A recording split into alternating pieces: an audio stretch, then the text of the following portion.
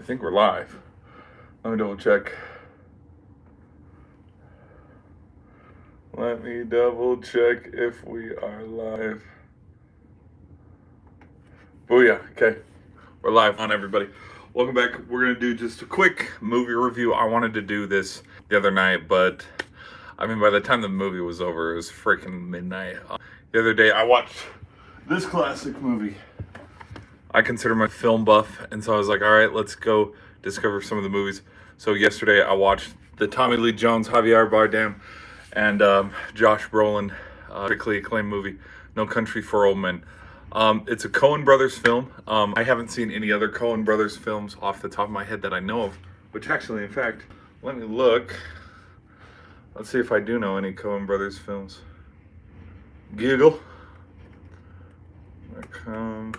Coen Brothers films.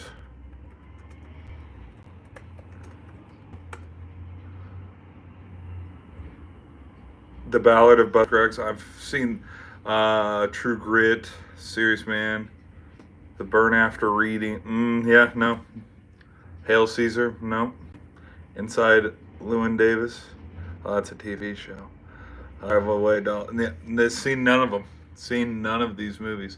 But I have seen a lot of. I mostly know Tommy Lee Jones from the Men in Black films and stuff with Will Smith. Josh Brolin. Because I was joking with because we watched the movie the other day. The movies that I know Josh Brolin the most from are he's in Goonies, but it's been a while since I've seen Goonies. But Thanos, like that, and that's really basic of me, considering you watch movies from the 2010s on since you can ever remember. Besides the movies when you're a kid, I think obviously he had an acting career beforehand with such movies like this that even got him into the position to get picked up and hired by Marvel and the Russo brothers. But yeah, I know Josh Brolin from this, but also we were joking about it too with Timothy Chalamet and the movies. He's also in Dune Part 1 and Part 2, which I did like that. But my initial thoughts on No Country for Old Men is the second the movies are, it's like, is that how the movie really ends? And yeah, that is really how the movie ends. One thing that I think would be the biggest flaw from the movie, and I immediately talked it out and blurted it out, is why did it show Llewellyn die off camera? And it does set up the mystery, because that's one thing that we discussed was how you are left with the question of, well, who gets away with the money? Is it Javier Bardem's character? Is it the cartel? There are so many questions that are posed after that establishing shot of the lady that's in the pool. He's just standing there, face up because he's all bloody because he got shot. And you wonder who got him, who got away with the money. And my initial thought was it was the cartel, because you can see as Tommy Lee is pulling up, there's the guys, they're jumping into the back of the truck. They're like, let's go.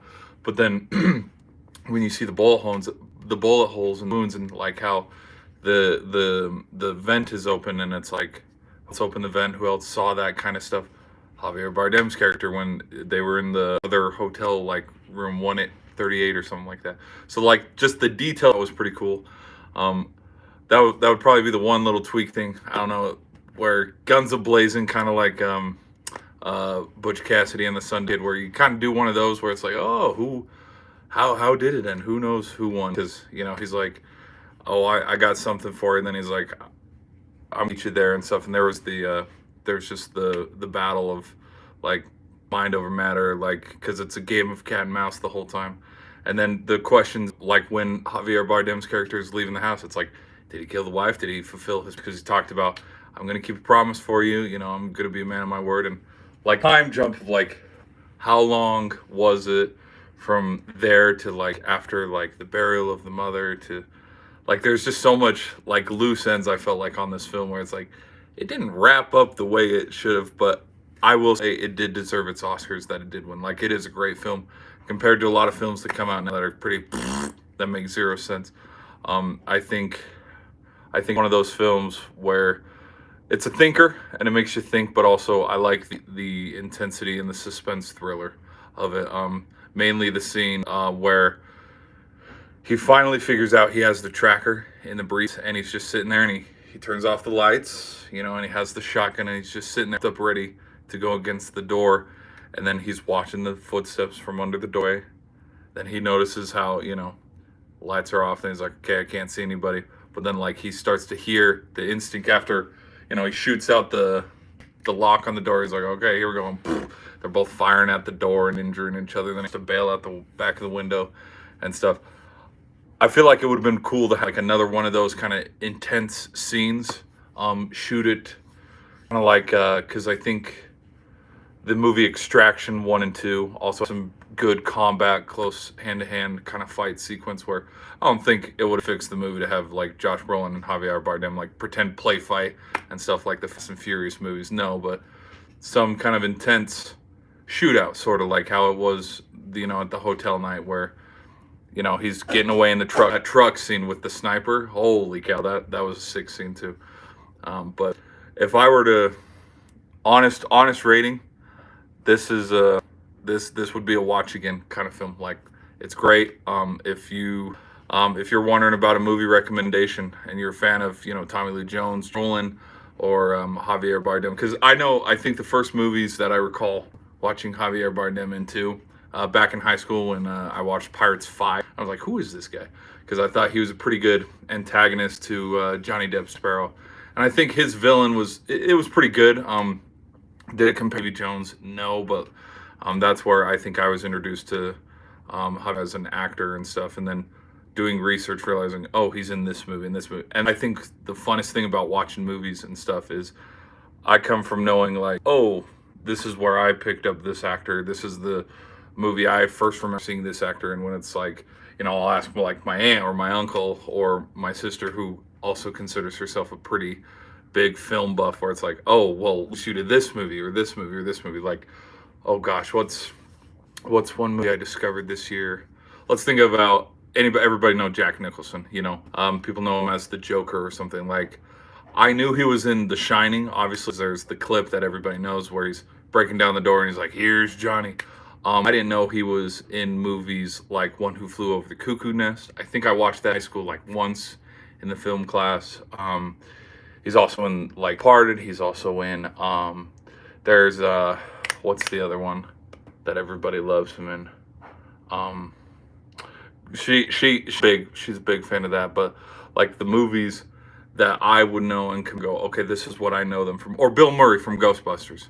Like, I know him from Ghostbusters. I know him from Groundhog Day, or like it's fun to see all these other movies where it's, oh, this is where I first saw them or something. I think of Pedro Pascal too, where a lot of people know Pedro Pascal from The Mandalorian, or he was in Gladiator 2 that just came out.